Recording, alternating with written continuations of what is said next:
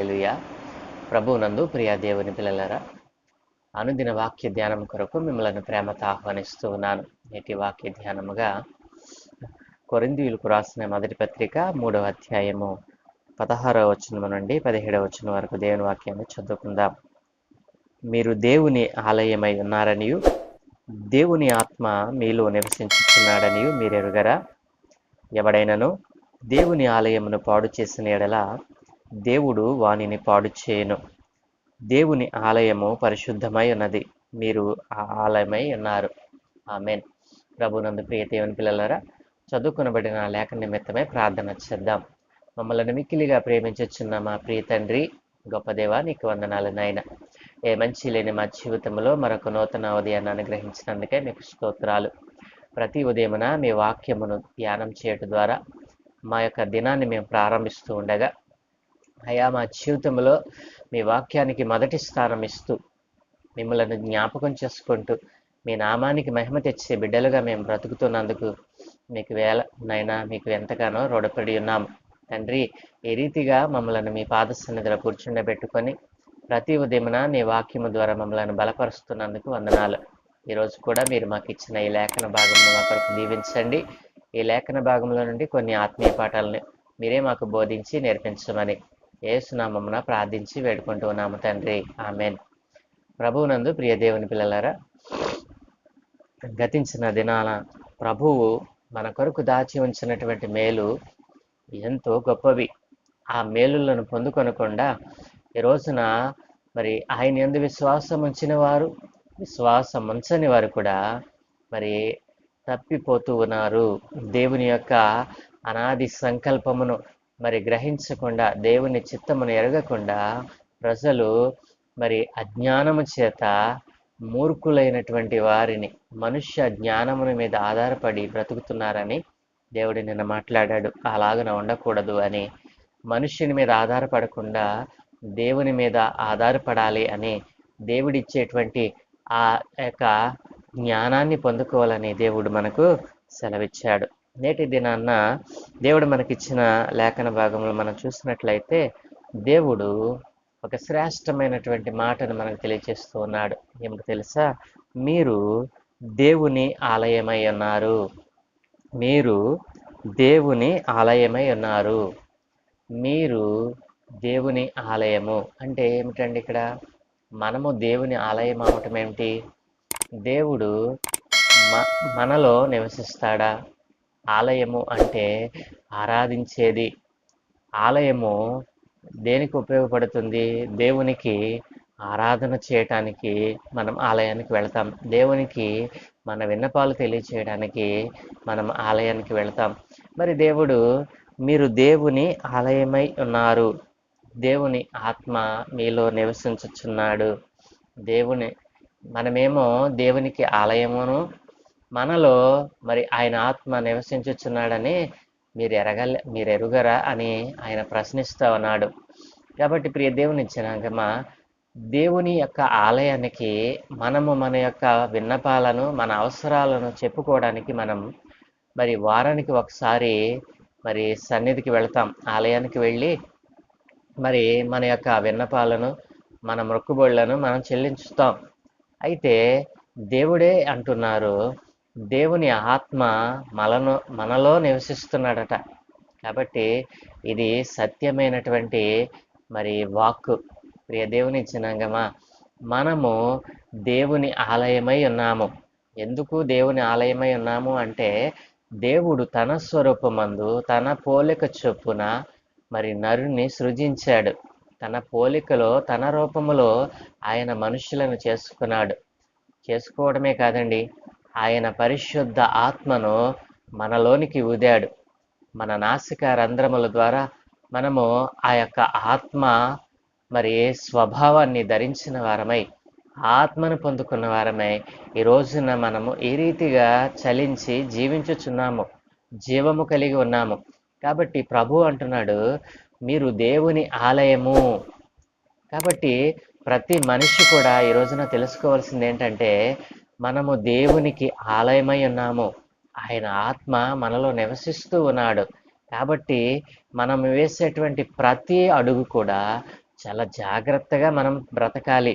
లోకంలో మనం జీవిస్తూ ఉన్నప్పుడు మనము దేవుని ద్వారము, మనము దేవుని పిల్లలము, దేవుని కొరకు మనము ఏర్పరచబడిన వారము అని గ్రహించాలి.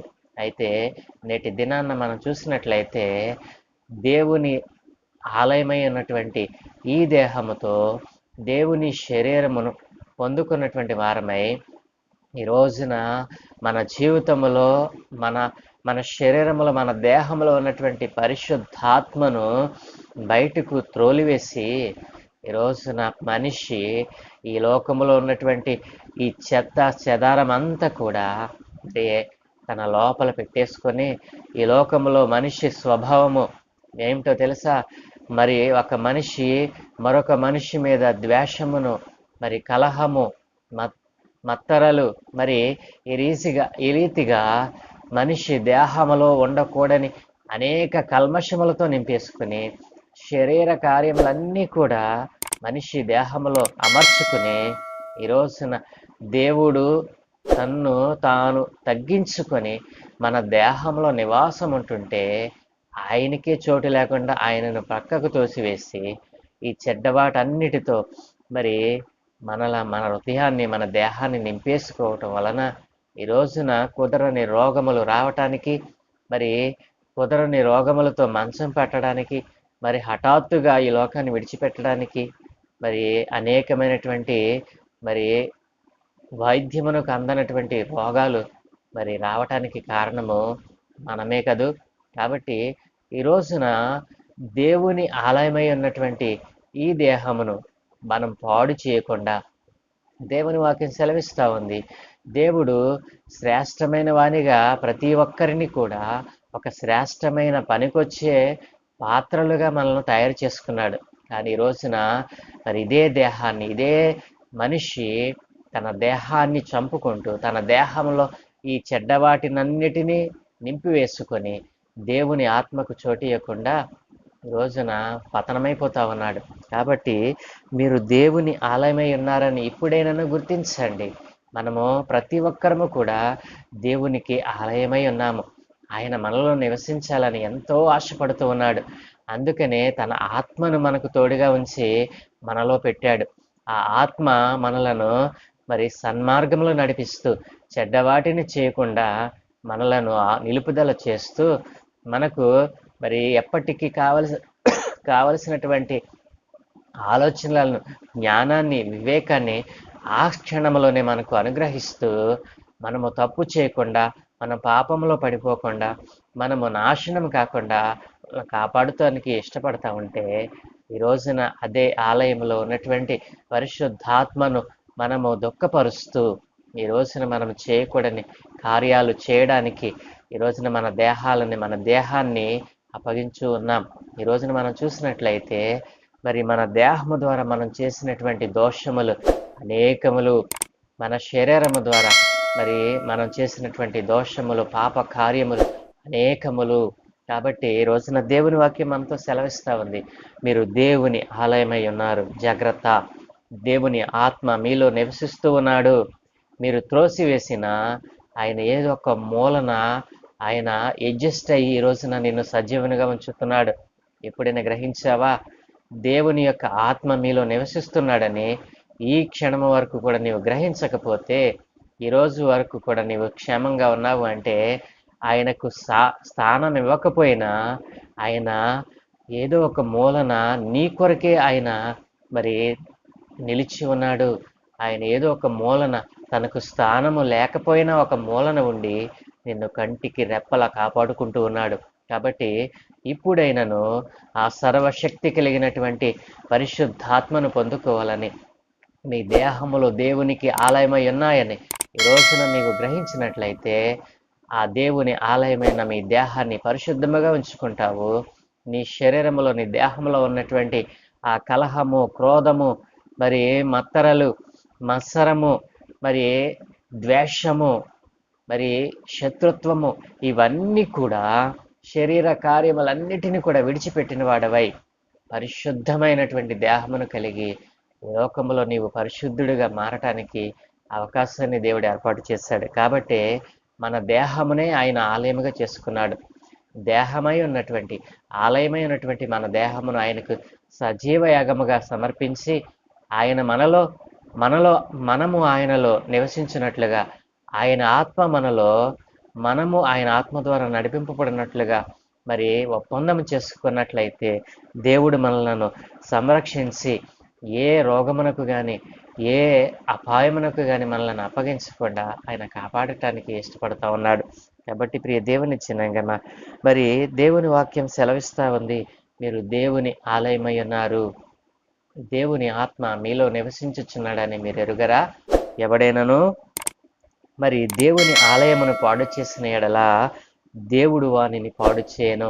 ప్రియ దేవుని చిన్నంగమ, ఎవడైనను దేవుని ఆలయమైనటువంటి మీ దేహాన్ని పాడు చేసిన ఎడల దేవుడే వానిని పాడు చేయను. నీకు నీవుగా పాడు చేసుకోలేవు. కాబట్టి ఎవడైతే ఈ ఆలయమును పాడు చేస్తూ ఉన్నాడో, ఈ పైన చెప్పినటువంటి ఆ శరీర కార్యములను, ఈ లోకంలో ఉన్న సమస్త దుర్మార్గమును నింపుకొని దేవుని యొక్క కృపకు దూరం అవుతున్నాడో వానిని దేవుడే పాడు చేస్తాడంట. జాగ్రత్త. కాబట్టి ఇప్పుడే దేవుని ఆలయము పరిశుద్ధమై ఉన్నది, మీరు ఆ ఆలయమై ఉన్నారు. కాబట్టి దేవుడు నిన్ను పరిశుద్ధముగా ఆయన నిర్మించుకుంటే, ఆయన తన స్వహస్తాలతో నేను చేసుకుంటే, ఈ రోజున నీ దేహాన్ని నీ ఇష్టం వచ్చినట్లుగా అలంకరిస్తూ దేవునికి అవమానం తెచ్చేటువంటి వ్యక్తిగా మరి మరి అవమానం తెచ్చేటువంటి దానిగా నీవు ఉన్నావేమో. నీ దేహము ద్వారా దేవునికి మహిమ రావాలి, కానీ అవమానం రాకూడదు. నీ దేహము ద్వారా దేవుని మహిమపరచాలి, దేవునిని ఆరాధించాలి, దేవునిని కొనియాడాలి, దేవునికి మహిమ తేవాలి. కానీ నీ దేహము ద్వారా దేవునికి మరి అవమానం తెచ్చేవాడిగా, ఆయన నామాన్ని దూషించే వారికి నీవు ఒక పాత్రగా పనిచేస్తున్నావేమో. కాబట్టి దేవుని ఆలయమై ఉన్న నీ శరీరమును సజీవ యాగముగా, నీ దేహాలను సజీవ యాగముగా ఆయనకు సమర్పించినట్లయితే ఆయన ఆత్మ మనలో ఉన్న సమస్త కల్మషాన్ని తీసివేసి, మనలో ఉన్న సమస్త చెడును తీసివేసి, మనలను పరిశుద్ధపరిచి అనునిత్యము మనలను కాపాడటానికి అవకాశమును మరి కలుగు చేసుకుంటారు. ఆ అవకాశాన్ని మనకు దేవుడిస్తూ ఉన్నాడు. కాబట్టి ప్రియ దేవుని జనాంగమా, మరి దేవుని వాక్యము అనేక విధాలుగా మనకు సహాయపడటానికి చూస్తూ ఉంది. దేవుని ఆత్మ మనకు సహాయపడాలని చూస్తూ ఉంది, కానీ ఆ అవకాశాన్ని దేవునికి మనమే ఇవ్వలేకపోతూ ఉన్నాం. 1 కొరింథీయులకు రాసిన పత్రిక 6వ అధ్యాయం 19వ వచనంలో కూడా, మీ దేహము దేవుని వలన మీకు అనుగ్రహింపబడి ఉన్నది. ఈ దేహము దేవుని వలన మనకు అనుగ్రహింపబడినది. కాబట్టి మీలోనున్న పరిశుద్ధాత్మకు ఆలయమై ఉన్నదని మీరు ఎరుగరా? మీరు మీ సొత్తు కారు అని దేవుని వాక్యం సెలవిస్తూ ఉంది.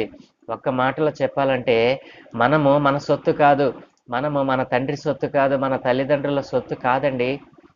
మనము దేవుని యొక్క సొత్తు.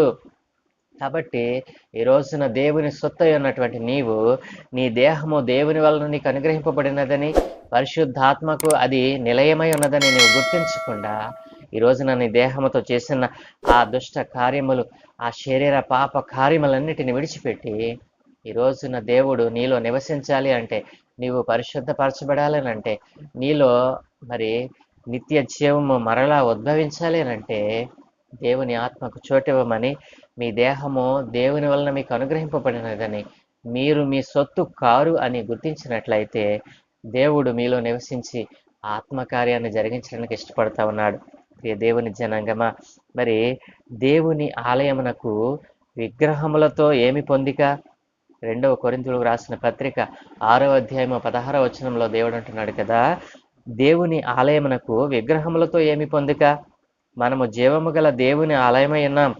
అందుకు దేవుడు ఇలాగూ సెలవిచ్చుచున్నాడు, నేను వారిలో నివసించి సంచరింతును, నేను వారి దేవుడిన యందును, వారు నా ప్రజల యందురు. జీవము గల దేవుడు మనలో నివసించడానికి ఇష్టపడుతూ ఉన్నాడు. అయితే ఈ పాప శరీరమును ధరించిన వారే ప్రజలు ఈ రోజున విగ్రహములతో స్నేహం చేస్తూ, విగ్రహాలను ఆరాధిస్తూ మరి దేవునికి దూరం అయిపోతా ఉన్నారు. కాబట్టి దేవుడు అంటున్నాడు, దేవుని ఆలయమునకు విగ్రహములతో ఏమి పొందిక? దేవుని జనాంగమా, ఈ రోజున మనము దేవుని ఆలయమై ఉన్నాం. మనమే దేవుని ఆలయమై ఉన్నాం. జీవము గల దేవుడు మనలో నివసించడానికి ఇష్టపడతా ఉన్నాడు. కానీ ఆ జీవము గల దేవునిని త్రోసివేసి విగ్రహములను ఆరాధిస్తూ మరి జీవము లేని వాటిని ఆరాధిస్తూ ఈ రోజున జీవము గల దేవుని ఆత్మను దూరం చేసుకుని ఈ రోజున ప్రభు కృపకు మరి ప్రభు దయకు ప్రభు యొక్క ప్రేమకు దూరమైపోతా ఉన్నావు. కాబట్టి ఈ రోజున నీవు నీ సొత్తు కాదు, దేవుని వలన ఈ దేహం నీకు అనుగ్రహింపబడిందని గుర్తించి దేవుని నామానికి అవమానం తెచ్చేవానిగా బ్రతుకుతున్నావేమో ఇంతవరకు.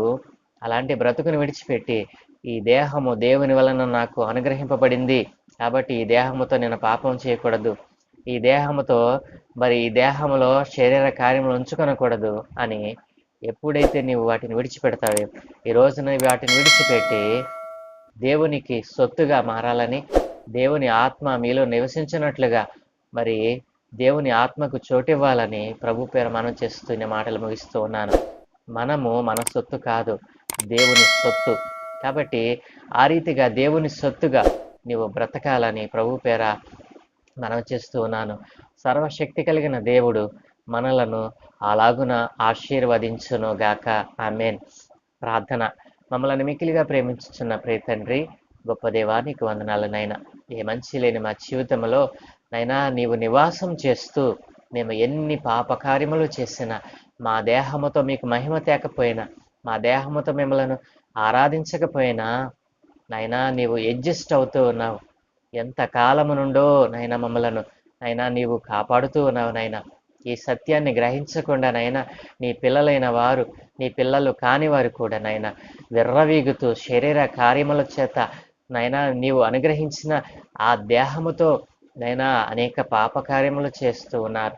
ఇప్పుడైనా వారు తెలుసుకొని అయా ఇది నీవు మాకు అనుగ్రహించినటువంటి దేహమని, దేవుని నీకు ఆలయమై ఉన్నదని గుర్తించక వారు చేసిన దోషములను క్షమించండి అయా. నీవు మా దేహం అయా మాది అనుకుంటున్నటువంటిది మాది కాదు అని, అది నీ సొత్తు అని బిడ్డలు ఈ రోజున గ్రహించారు నాయన.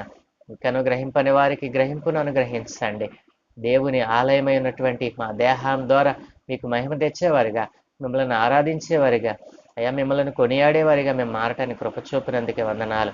ఈ రోజున నైనా మీరు మాలోనికి వచ్చి అయా మాలో నివాసము చేయమని ఎందరైతే ప్రార్థిస్తూ ఉన్నారో వారి జీవితంలోనికి వచ్చి వారి దేహాలను పాడు చేస్తున్నటువంటి ఈ లోక సంబంధమైనటువంటి శరీర పాప కార్యములన్నిటిని తొలగించి పరిశుద్ధపరిచి మీ పిల్లలుగా మీకు ఉపయోగపడే పాత్రలుగా మార్చుకొనమని, వారు పొందుకున్నటువంటి సత్య జీవమును, నిత్య జీవమును అనేక మందికి పంచేవారిగా వారిని మార్చమని, ఈ దినమందు మేము చేయ పనులన్నిటితో మీకు అనుదృష్టి ఉంచి మీ దూతల కాపుదలు అనుగ్రహించి బలహీనులైన వారిని బలపరచి ఘనమైన నీ పాత్రలుగా వారిని తయారు చేయమని యేసు నామమున ప్రార్థించి వేడుకుంటూ ఉన్నాను తండ్రి. ఆమేన్, ఆమేన్, ఆమేన్.